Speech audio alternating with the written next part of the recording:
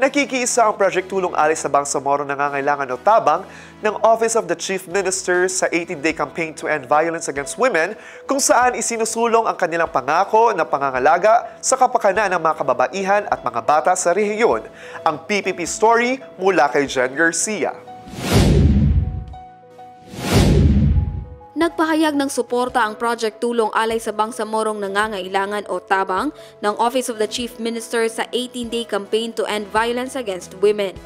Alinsunod sa Proclamation No. 1172, Series of 2006 na nagdedeklara sa November 25 hanggang December 12 bilang taunang kampanya.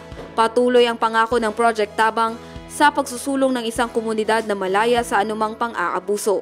Ang pagwakas sa karahasan laban sa mga kababaihan at mga bata ay nagsisimula sa pagpapalaganap ng kamalayan, pakikipagdamayan at kolektibong aksyon na magpapalakas sa mga komunidad na labanan ang lahat ng uri ng karahasan.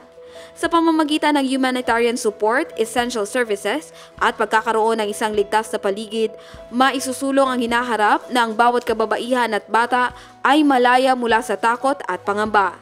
Jen Garcia, iMinds, Philippines.